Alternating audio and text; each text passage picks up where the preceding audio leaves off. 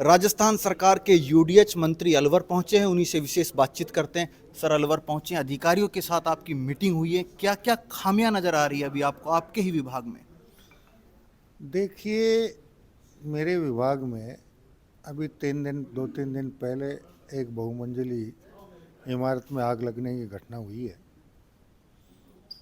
उसके पास बहुत सारी जो अनुमतियां होनी चाहिए थी वो नहीं थी। उसके बावजूद भी उसने लोगों को उसमें रहने दिया, उसके बारे में निर्देशित किया है।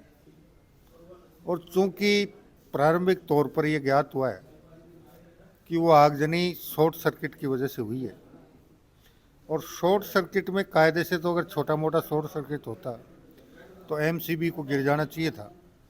एमसीबी नहीं गिरी। इसका अर्थ ये हुआ कि वायरिंग भी गुणवत्ता विहीन है और बाकी फिटिंग की सामग्री भी गुणवत्ता विहीन है। तो मैंने निर्देश दिए हैं कि विद्युत निरीक्षणालय को चिट्ठी लिखकर उस पूरी बिल्डिंग की वायरिंग और वायरिंग के साथ लगी सामग्री की जांच करवाई जाए, और अगर वो गुणवत्ता विहीन मिलती है तो जानबूझकर मानव जीवन को खतरे में डालने का मुकदमा उसके खिलाफ प्रत्येक रहवासी से दर्ज करवाया जाए, और नगर विकास न्यास के स्तर पर भी जो भी कार्रवाई उसके खिलाफ की जा सकती है वो की जाए। अलवर शहर में बहुत सारी ऐसी बिल्डिंगें हैं जिनके पास फायर एनओसी नहीं है, नियमों के विरुद्ध वो बनी है, अधिकारी जानबूझकर अनजान बन जाते हैं, नोटिस देकर भूल जाते हैं। उसके बारे में भी चर्चा हुई है कि एक एक बिल्डिंग, चाहे वो नगर निगम के परिक्षेत्र में हो चाहे यूआईटी के परिक्षेत्र में हो, जितनी बहुमंजिली इमारतें हैं सब का निरीक्षण करवाकर उनकी आवश्यक अनुमतियां उन्होंने ली हैं या नहीं ली हैं इसकी जांच की जाए, और जिन्होंने नहीं ली है उनके खिलाफ नोटिस जारी करके कार्रवाई की जाए। आपकी सरकार लगातार स्कूलों को बंद कर रही है, इंग्लिश मीडियम हो हिंदी मीडियम हो, विपक्ष देखिए, आरोप लगा रहा है। आरोप लगाना और वस्तु स्थिति में रात और दिन का अंतर होता है।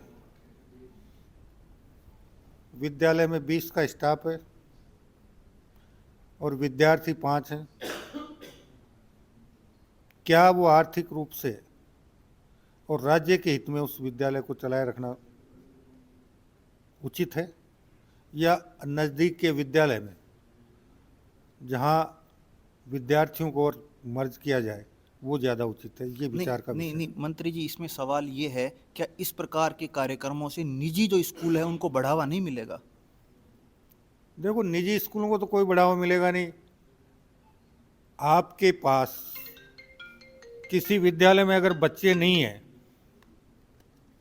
और अध्यापक हैं तो ये जो आर्थिक नुकसान हो रहा है वो सरकार का हो रहा है या आम आदमी का हो रहा है? सबसे पहले हमें ये समझने की आवश्यकता पड़ेगी, सरकार के खजाने में पैसा कहाँ से आता है? जनता। जनता के द्वारा बाजार से जो भी खरीदारी की जाती है या उसकी जो भी आय है उस पर वो जो टैक्स चुकाता है, उस टैक्स का बूंद बूंद अरबों रुपए में परिवर्तित होता है, और वही पैसा वापस विभिन्न प्रकार के जन कल्याणकारी कार्यों और विकास कार्यों के लिए आता है।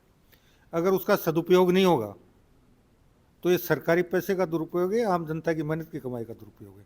ये विचार करने की आवश्यकता है। अलवर में नगर परिषद से नगर निगम बना, परंतु बिल्डिंग नहीं है, स्टाफ नहीं है, समस्याओं से परेशान है खुद नगर निगम ही। वो जनता की क्या समस्याओं का समाधान दुनिया करेगा? में कोई बच्चा जन्म लेता है, क्या वो जन्म लेते ही सब कुछ करना शुरू कर देता है? कब तक समय बिल्डिंग? लगता है। समय के साथ सब पूर्ण हो जाएगा, चिंता करने की आवश्यकता नहीं। ये थे हमारे साथ राजस्थान सरकार के मंत्री संदीप यादव, वॉइस ऑफ प्रतिज्ञा, अलवर।